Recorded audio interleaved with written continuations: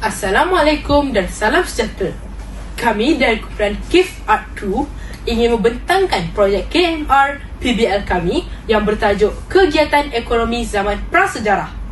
Projek ini menggunakan kaedah diorama. Diorama ialah satu bentuk pameran 3 dimensi yang menggambarkan satu peristiwa, tempat atau suasana secara kreatif dan realistik. Tema diorama kami ialah perkembangan kegiatan ekonomi manusia dari zaman Paleolitik hingga zaman logam.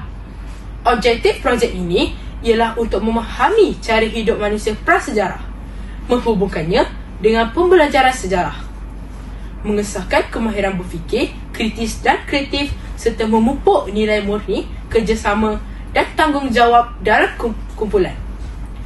Big idea projek kami ialah kegiatan ekonomi prasejarah berkembang seiring dengan kemajuan teknologi dan cara hidup manusia.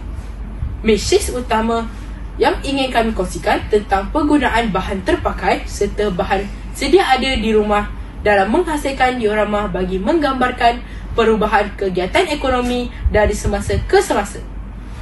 Pada zaman prasejarah, kami memilih topik ini kerana ia berkait rapat dengan standard kandungan dan standard pembelajaran dalam mata pelajaran sejarah, pendidikan seni visual dan bahasa Melayu.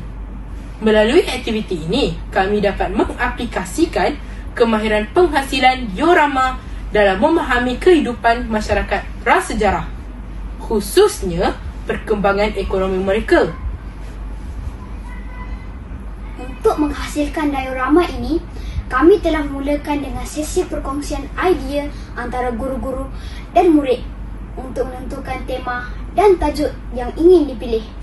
Hasil perbincangan kami sepakat untuk memilih tajuk kegiatan ekonomi zaman prasejarah dari tahun 4. Bahan yang digunakan untuk menyiapkan projek diorama ini ialah surat khabar, tisu, paper clay, dawai, plasta simen, gam putih, daun tiruan, pasir, batu, rumput tiruan dan warna air. Setiap ahli kumpulan memainkan peranan masing-masing. Ada yang melukis, ada yang menggunting dan menampan, dan ada yang menyusun serta melekatkan model. Inilah hasil akhir diorama kami. Kami membahagikan kepada 4 bahagian, iaitu zaman Paleolitik, Mesolitik, Neolitik dan zaman logam. Karya ini menunjukkan perjalanan manusia daripada bergantung sepenuhnya pada alam kepada mencipta teknologi yang lebih kompleks. Karya ini menepati tema kerana ia jelas memaparkan perubahan kegiatan ekonomi mengikut zaman. Projek ini memakan masa selama 3 minggu. Proses ini bermula dengan penghasilan lantai utama. Kami mencelupkan tisu ke dalam balcon plasta simen dan dijadikan sebagai asas lantai. Kemudian kami taburkan pasir dan batu serta ditambahkan dengan menggunakan warna air. Orang-orang yang terdapat dalam diorama ini kami hasilkan menggunakan dawai di bahagian dalamnya dan dibentuk menggunakan paper clay. Kami memilih penggunaan paper clay kerana bahan ini akan menjadi keras apabila kering dan hasilnya lebih cantik. Pada awalnya, kami menggunakan plastik biasa tetapi mendapati hasilnya kurang kemas. Gua kami hasilkan dengan surat khabar dan dilapis dengan paper clay. Manakala pokok pula kami gunakan daun tiruan yang telah terpakai. Kami mendapat idea untuk menghasilkan diorama ini dari pembacaan di buku teks, internet, media sosial dan sebagainya.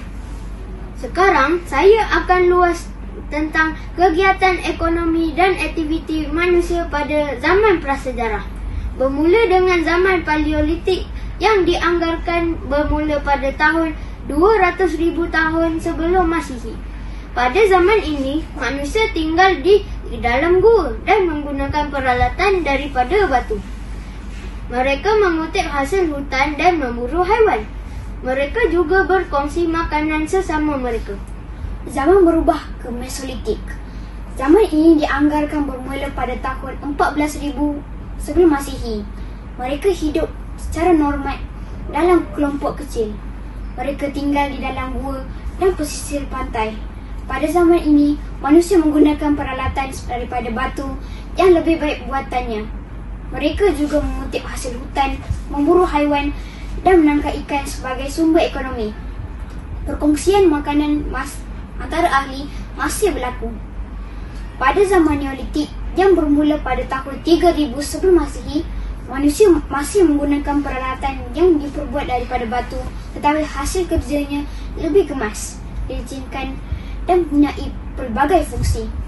Aktiviti bercocok tanam, menangkap ikan, menternak haiwan, dan mereka juga menghasilkan tembikar daripada tanah.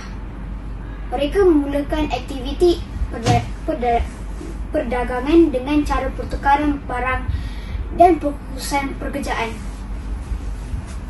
Pada zaman logam yang bermula tahun 700 sebelum Masihi, kemajuan teknologi mula berlaku. Manusia pada zaman ini menggunakan peralatan yang diperbuat daripada logam. Aktiviti utama pada zaman logam ialah aktiviti perdagangan dan pelayaran. Aktiviti perdagangan secara tukar barang semakin berkembang. Mereka juga menjalinkan hubungan dengan kerajaan luar. Kesimpulannya, perubahan dan kesinambungan zaman prasejarah ini membawa kesan yang besar dalam kehidupan manusia.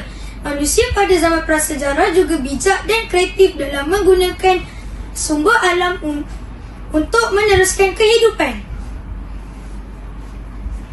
Sepanjang projek ini, kami mengamalkan nilai kerjasama dengan membahagikan tugas sama rata, nilai tanggungjawab dalam menyiapkan tugasan dan nilai kreativiti dalam menghasilkan karya.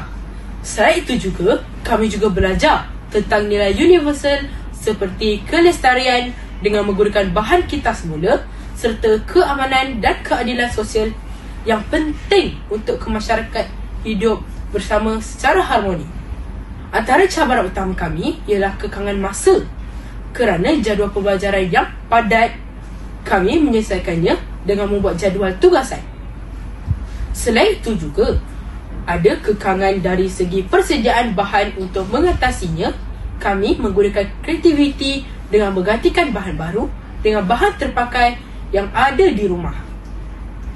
Dari segi idea, pada awalnya terdapat banyak percenggahan. Tetapi hasil pembincangan dalam kumpulan, kami berjaya mendapatkan kesepakatan dan terhasillah konsep diorama yang jelas dan menarik.